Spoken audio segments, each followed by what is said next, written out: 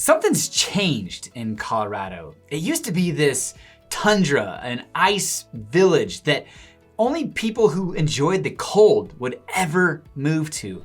But somewhere over the last 20, 30 years, people have really understood how special a place Colorado is. And specifically when people are considering moving to the area, generally along that front range somewhere, from Grand Junction all the way up to Fort Collins. But with the people that are moving to northern Colorado or along the front range, generally they're looking at really 3 different areas. And helping hundreds of families move to the area, we've had conversations with folks that are exploring these 3 areas. So today, we are going to look at the pros and cons of Colorado Springs, Denver, and a fan favorite, Fort Collins, Colorado. My name is Patrick Soukup, and this is the Living in Fort Collins YouTube channel, where you come to learn everything there is to know about northern Colorado and along the Front Range. Maybe I'm not too much of an expert in Denver and Colorado Springs, but I do have family and friends, so I can talk to it just a little bit. But we are licensed real estate agents in the state of Colorado, so if you are considering a move, relocation, buying, selling, or investing, give myself, my team a call, text, or email. We would love to be an asset on your team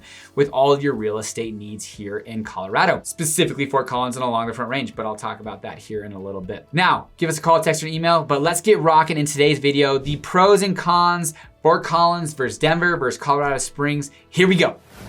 All right, we're gonna start with Denver, our state capital, the most populous area. And that's really where we're gonna begin, because some of the pros that are with Denver, Colorado is specifically that, the cultural scene, museums, theaters, professional sports, really just that density area, best food, kind of cuisine, cultural areas all over Denver. Denver is sprawled out. There's really surrounding areas all over Denver. Aurora, Erie, Thornton, Westminster, just really this big, really conglomerate of cities that are so close and bunched together, but really which makes Denver, Colorado. Now, secondly, the transportation. There's light rail, public transportation is probably going to be your best compared to Colorado Springs and Fort Collins. Really, neither of them have any serious public transportation that can compare to Denver. Third and foremost, the economic opportunities are really gonna be focused around Denver. So if you need a high paying job,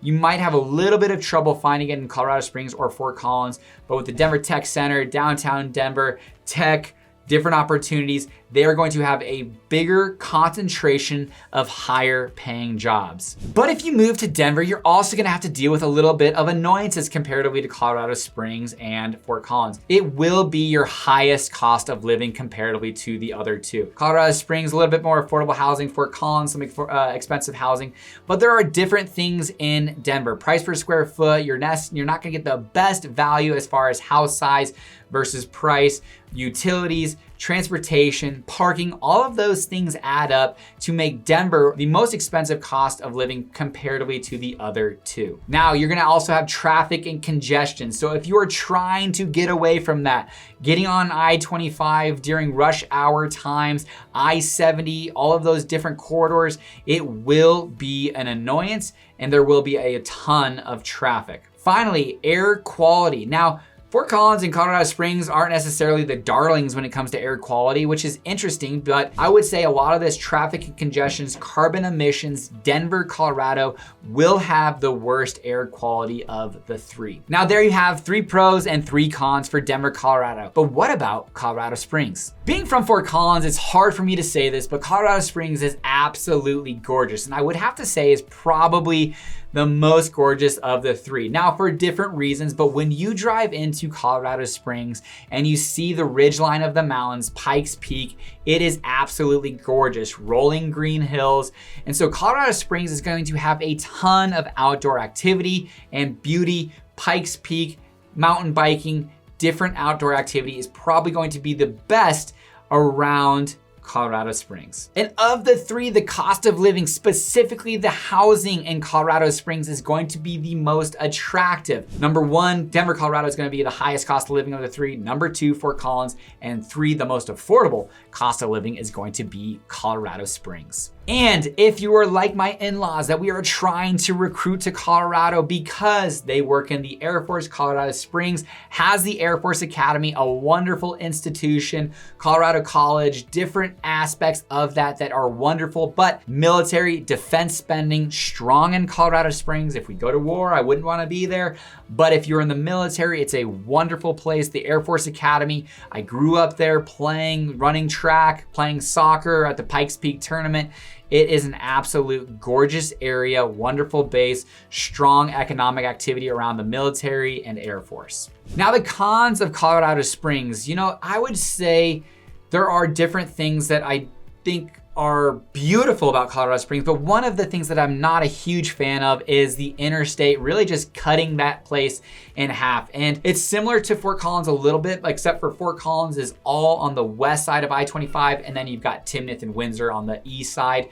But Colorado Springs is really split in half to where on the west side, you've got some gorgeous mountain views, wonderful activities. Cheyenne Mountain Zoo is right there, but there are some things that aren't super attractive coming to Colorado Springs with I-25 cutting it in half. Now, on the flip side, if you move to Colorado Springs and you're not in the military, you're not in the Air Force, the economic activity, you probably are gonna find yourself having to drive to Denver for those higher paying jobs, as the economic diversity just really isn't there. It's very focused around that military base. So if that does go, which I don't think it'll ever go, Colorado Springs would be in a world of hurt. And while Colorado Springs does have the Air Force Academy and Colorado College, they are a little bit smaller institutions. So comparatively to Denver University, Metro State, and Colorado State University, it's just a little bit smaller of a university backbone that supports the economic opportunities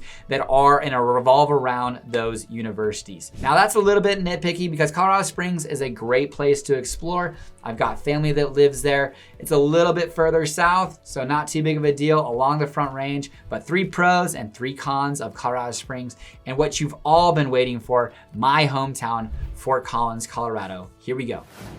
Now, Fort Collins is going to be the smallest of the 3 communities. And when people move to Fort Collins, the biggest thing that they discuss is the quality of life.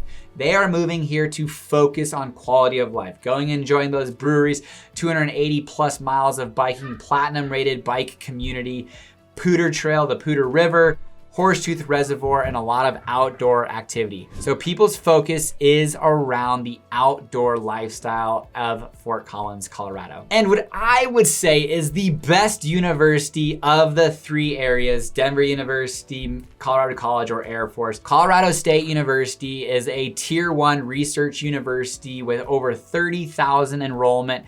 It is absolutely the backbone of Fort Collins. Go Rams, it's a Division I sport. Basketball, football, we just re-signed Nico Medved on our basketball team. Track, volleyball, lots of great institutions. Our veterinary program is phenomenal. Engineering, our business school, really a great institution along the Front Range and in northern Colorado. Now, while Fort Collins is small, we are nearing 180,000 people. It is not necessarily your Mayberry that you know everybody, but I will say when I was growing up here in Fort Collins, it was very likely that if you said your name, they knew your aunt, uncle, cousin, brother, sister, whatever that might be. But as we've grown to 180,000 people, it is still a very small community feel. People are very in tune to respect their business responsibility, and reputation is huge, and it's just too small of a community to screw anybody over and get away with it. So a small town community feel that supports local downtown Old Town Square is absolutely important. And speaking of which, I am gonna add in a 4th pro. Old Town Square, based off of Disneyland, one of the best town squares in the United States. You can't not understand how wonderful Old Town Fort Collins is without exploring Old Town Fort Collins. Now, with every great things come some downsides. So let's talk about a little bit of our cons. One, our nightlife. or what nightlife? Now, I would say when I was growing up here, it was just a college dive bar town. So yes, you can go out and you can see some college getting, excited at Lucky Joe's or Bondi or the Rec Room, and people, honestly having too much fun a lot of times, but all surrounding around college. But there weren't great opportunities for, young professionals or married couple, retired folks to go out and have a relaxing drink without having blaring music in their eyes or in their ears. Now you do have a little bit of that with Social, Ace Gillette's, Rare Italian, Elliot's Martini. So, you do have some options there, but it's still a little bit limited because on a Wednesday night at about 9:30, Fort Collins is dead. In our second con, not a ton of high-paying job opportunities. Now we do have some phenomenal institutions here: Broadcom, UC Health, Banner Health, Colorado State University, Woodward Governor, OtterBox, that do offer high-paying jobs, but we don't have a ton of those. And with a higher cost of living when surrounding around housing, you do need those higher-paying jobs. Now, thankfully for remote work, we do see some people that are able to retain their jobs in different areas, Denver, Texas, California, Boston, New York, wherever that might be, and live in Fort Collins. But we do need to see a higher paying job opportunities in Fort Collins grow. So hopefully our tech sector, our science sector, Colorado State's able to retain all of that talent that they are grooming by providing more jobs locally. And finally, our third con in Fort Collins, probably the worst of the three, is public transportation. We do have the Max Transit. We do have Fort Collins Transit, which is a free public bus system throughout Fort Collins,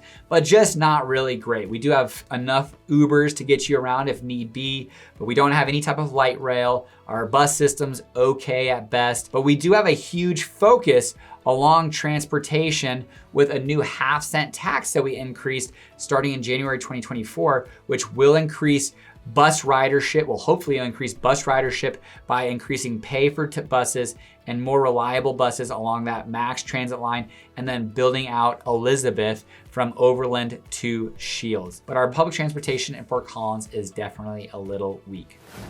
Now, before I finish this video off, the thing that I would say at the beginning of this video is give us a call, text, or email if you are moving along the Front Range, but specifically into Fort Collins or Northern Colorado. Because really our south boundary, we don't extend past Longmont.